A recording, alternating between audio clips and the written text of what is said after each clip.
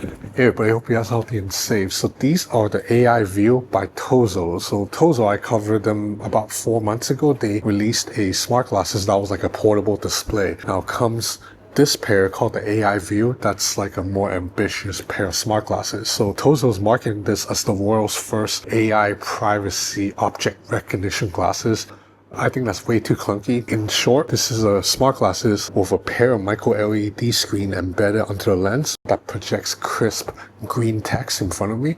And there's a 2 megapixel camera here in the middle that's quite discreet. It's not for taking pictures or videos of things, but really it's for object recognition. So I can hold up this little pouch in front of me and say, hey, what is in my hand? And it'll recognize this and tell me, oh, you're holding a leather pouch in your hand. And this is actually the leather pouch to hold these glasses. So what sets this apart from many other smart glasses that I've tested is that Tozo is saying they're trying to give you complete privacy.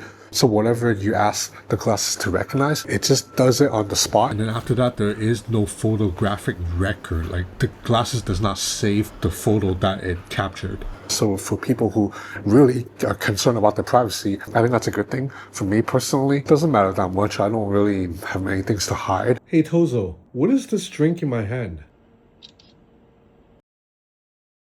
Object in front of the camera is an empty glass bottle of same soda water. It has a red and white label featuring a brand signature light look. The bottle is being held by a hand against a background of... It has been very useful to be able to walk around. If I see like a sign in Japanese, for example, I can ask the glasses, hey AIVU, can you translate this? And they'll recognize the text and then read to me the text in English. What does this text say? Can you translate it to English?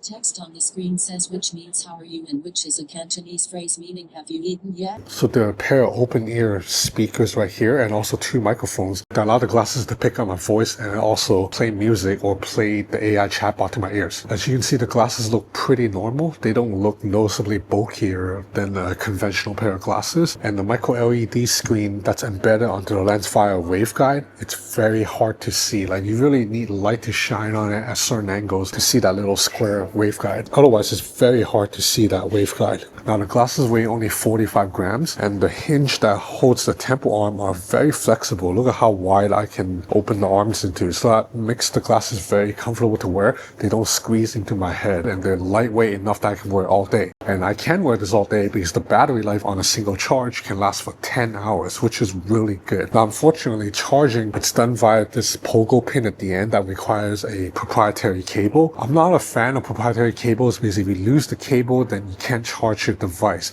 I would just prefer if they use USB-C somewhere, but maybe using a USB-C port will add significant bulk, but I do think that's something that smart glasses companies should work to build. Like just put a USB-C port here or something. I don't mind if the arms are a little bit thicker. Now let's take a look at the UI of the glasses. Now unfortunately, I don't have a professional way to film the micro-LED display. All I've been doing is sticking a phone behind the lens to film, so that's why the screen may not appear as sharp or as crisp, and it might be a little bit wobbly sometimes, but that's because I'm trying to film with a phone behind the glasses. Rest assured, when the glasses are on my face, the text I see are sharp at 640 by 480 resolution and perfectly legible and very bright too because it gets over 1000 nits of brightness. So even outside, I can see the text. Look at how bright and sharp the screen is. Okay, I powered on the glasses and I have this row of apps center frame. I like that it's center frame, so that means I can look at the apps while still keeping eye contact with whoever's sitting in front of me. There's a touch bar right here, a touch sensitive panel that I can swipe through the UI. I can swipe through the apps, and then it supports taps and double taps. So one tap will jump into the app, double tap will back out of it. So you see right away you have a live translation that works as you would expect. If I turn it on and someone is speaking Spanish or someone is speaking Japanese, the glasses will translate that back to you, whatever language I've selected, whether it be English or Thai or Chinese. There's also a teleprompter which displays a scrolling chunk of text.